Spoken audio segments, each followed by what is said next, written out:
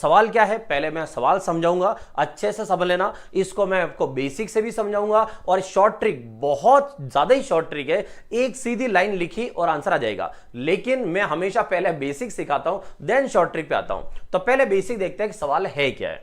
चलो, चीनी के भाव में 25% की वृद्धि हो जाने पर अब 300 रुपए में पहले से 5 किलोग्राम चीनी कम खरीदी जाती है। तो चीनी का बढ़ा हुआ मूल्य प्रति किलोग्राम में बताइए। मतलब यह है कि कल हमने पढ़ा था वो सिर्फ परसेंटेज पढ़ा था, भाव कितना बढ़ गया है या कम हुआ, सिर्फ यही पढ़ा था। लेकिन आज हम क्या पढ़ रहे हैं कि भाव में कमी वृद्धि तो है ही है, लेकिन कुछ रुपए में कुछ वस्तुएं कम या ज्यादा मिल रही है। तो वो कैसे करेंगे, चलिए शुरू करता हूं। तो सबसे पहले मैं आपको इसका बेसिक लाता हूं कि बेसिक क्या समझे। तो ऐसे समझो आप कि यहां पर भाव में वृद्धि कमी कितनी हुई है, 25%। तो आप ये देखो कि जो टोटल पैसा हम इस पे खर्च कर रहे थे उसका 25% कितना होता है, मतलब परसेंटेज में फर्क पड़ा है 25%। हम ये चेक कर रहे हैं रुपए में कितना फर्क पड़ा। तो यहां पर मैं लिखता हूं 300 रुपए, और 300 रुपए का 25% का फर्क पड़ा है। तो 25%, 20 से 20, ये हो गया 75। इसका मतलब है रुपए में जो फर्क पड़ा है दोस्तों, वो रुपए में फर्क पड़ा है कितना, 75 का। ठीक है, तो 75 रुपए जो है ये अभी रेट जो है वो ऊपर नीचे हुई है। अब आते हैं कि इस 75 के ऊपर नीचे होने से वस्तु में कितना फर्क पड़ा। तो क्या लिखा है कि 5 किलोग्राम चीनी अब कम खरीदी जाती है। तो चीनी पर कितना इफेक्ट हुआ, 5 किलो का। रुपए पे कितना इफेक्ट हुआ, 75 रुपए का। तो इसका मतलब हुआ कि अभी 75 रुपए में 5 किलो शक्कर ऊपर नीचे हो गई। ठीक है, बात को समझना सीधा सा। पैसे में कितना फर्क पड़ा, डायरेक्ट परसेंटेज से निकाल दो।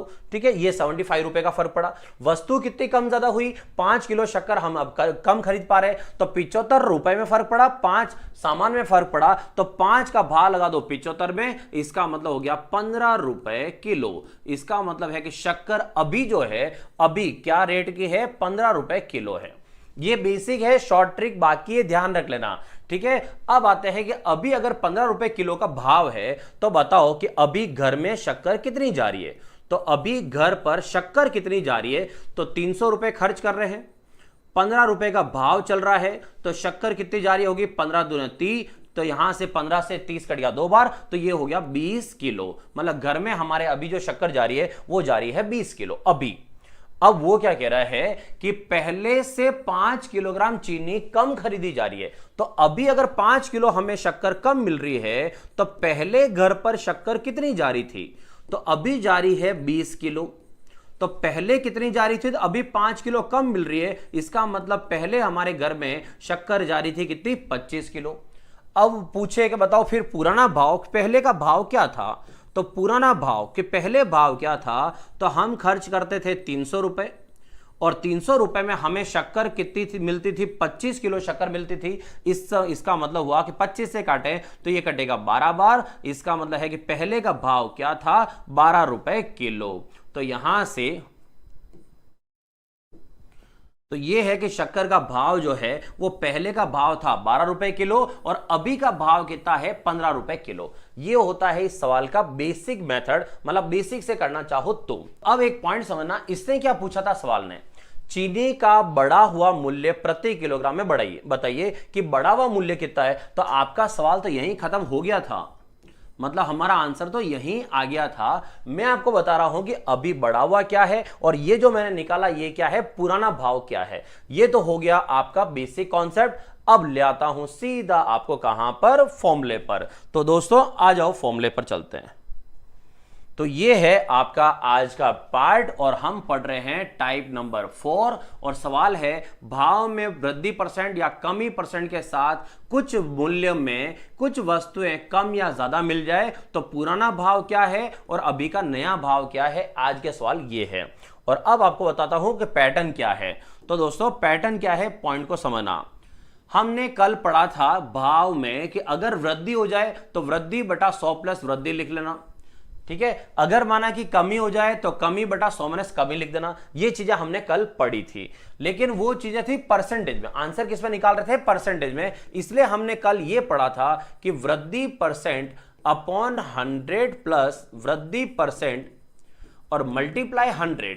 अब मल्टीप्लाई 100 क्यों कर रहे थे? क्योंकि आंसर परसेंटेज में निकालना था। लेकिन अभी क्या पूछा है कि बताओ भाव क्या है। तो इसका मतलब मार्केट में आप कभी भी कोई चीजें खरीदने जाते हो तो अगर वो रेट पता करनी हो क्या रेट है, तो हम क्या आइडिया लगाते हैं, हम क्या सोचते हैं, उस पॉइंट पे आ जाओ कि अगर जैसे कोई बोले कि 40 रुपए के 2 किलो आलू है, ठीक है, पॉइंट को समझना बात को, 40 रुपए के अगर 2 किलो आलू है तो भाव क्या हुआ, तो तुरंत हमारे माइंड में आ जाएगा अरे ये तो 20 रुपए किलो है, ठीक है। अब 60 रुपए का अगर 2 लीटर दूध मिल जाए, तो 60 रुपए का 2 लीटर दूध मिल जाए तो भाव क्या होगा, 30 रुपए लीटर। तो ये सब डायरेक्ट आ कैसे रहा है, तो ये आता है कुछ ऐसे कि 40 रुपए में अगर 2 किलो आलू मिल रहे हैं तो इसका मतलब है रुपए ऊपर और क्वांटिटी वस्तु नीचे। तो कभी भी भाव पता करना हो कि क्या भाव है तो याद रखना दोस्तों, रुपए ऊपर रखे जाते हैं और क्वांटिटी नीचे, चाहे वो नया भाव हो चाहे वो पुराना भाव हो। तो अभी आपके सामने कुछ मैंने शॉर्ट वाले फॉर्मूले लिखे हैं कि आप पूरा सवाल नहीं समझो तो शॉर्ट में डायरेक्ट निपटा सकते हो। कैसे? अब देखो, मुझे पता करना है पुराना भाव क्या है। तो अगर वस्तु की रेट बढ़ गई है, परसेंटेज वृद्धि, तो वृद्धि परसेंट अपॉन 100 प्लस वृद्धि परसेंट लिखो, इनटू रुपए जो भी हो ऊपर, और क्वांटिटी कितनी कम या ज्यादा, ये क्वांटिटी जितनी वस्तु आपको कम या ज्यादा मिल रही है उसको आप कहां लिख लो, नीचे, ठीक है, रुपए ऊपर वस्तु नीचे। अगर पुराना भाव पता करना है कमी है तो क्या मैंने अलग लिख दिया है कि कमी परसेंट है तो 100 माइनस कमी परसेंट, रुपए ऊपर और वस्तु नीचे, ठीक है। सेकंड, अब आता है थर्ड, नया भाव, कि अगर नया भाव पता करना हो तो वैसे इस फॉर्मूले की जरूरत नहीं है, क्योंकि अगर आपको पुराना भाव पता है तो आप नया भाव तो आराम से निकाल सकते हो। भाई पुराना भाव पता चल गया, मान ला कि 100 रुपए किलो है, अब रेट 20% बढ़ गई तो आपको पता है कि पुराना 100 है तो 20% बढ़ गई तो 120 हो जाएगा, अगर 20% कम हो गई तो 80 हो जाएगा। फिर भी ये कि अगर नया भाव डायरेक्ट निकालना चाहो तो करना क्या है, कोई वृद्धि में प्लस या माइनस कुछ नहीं करना है, वृद्धि हो चाहे कमी हो ऊपर लिख लो, परसेंटेज की वजह से नीचे 100 आ जाएगा, और पता था वापस भाव ही करना है, और भाव पता करने के लिए रुपए ऊपर और वस्तु कहां आ जाएगी, नीचे। यह है इसका शॉर्ट तरीका, सीधा सीधा। अब आता हूं मैं, आ जाओ सवाल पे, कि हम सवाल क्या पढ़ रहे थे, ये वाला, ठीक है। इसका बेसिक कॉन्सेप्ट मैंने आपको बताया था कि रियलिटी में होता क्या है। अब आ जाते हैं फॉर्मूले पे कि इतना यहां से टाइम नहीं वेस्ट करें तो डायरेक्ट कैसे कर सकते हैं। चलिए शुरू करते हैं डायरेक्ट वाला तरीका। तो क्या करना है, सीधा सा पूछा है कि यहां पर चीनी का बढ़ा हुआ मूल्य प्रति किलोग्राम बताइए। इसका मतलब है कि वो हमें पूछ रहा है कि नया भाव क्या है, ये ज्ञात करना है। तो नया भाव क्या है ये पता करना है। तो अभी आपने पढ़ा है कि जितनी वृद्धि या कमी है उसको सीधा ऊपर लिखो। तो वृद्धि या कमी कितना है, 25, इसको सीधा ऊपर लिखो, परसेंटेज की वजह से अपॉन में 100 लिखो, और यहां रुपए लिखो, कितने रुपए सवाल में, 300, और कितनी चीजें कम या ज्यादा मिल रही है वो नीचे लिखो। तो हमें कितनी कम ज्यादा मिल रही है, 5 किलो, वो नीचे लिख लो। बस यहां से काटो, 00 से 00, 5 से 25 कट गया 5 बार, और 5 इंटू 3 हो गया 15। इसका मतलब है कि बढ़ा हुआ जो भाव है वो है 15 रुपए किलो।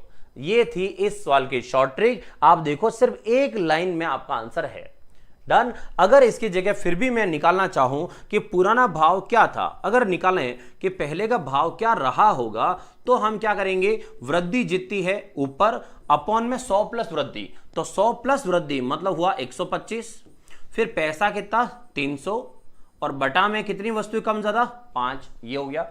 अब 25 से 125 कटता है 5 बार, और 5 से इसको और काट दें आगे, तो यहां से 5 से काटते हैं, ये कटा 60 60 बार, और 5 से 60 कट जाएगा 12 बार। इसका मतलब है कि यहां पर जो पुराना भाव है वो पुराना भाव क्या था, 12 रुपए किलो, और नया भाव था 15 रुपए किलो। तो मेरी तरफ से मैंने ट्राई किया है कि आपको बेसिक कॉन्सेप्ट भी समझ में आ जाए और आपको फॉर्मूले भी समझ में आ जाए, ठीक है।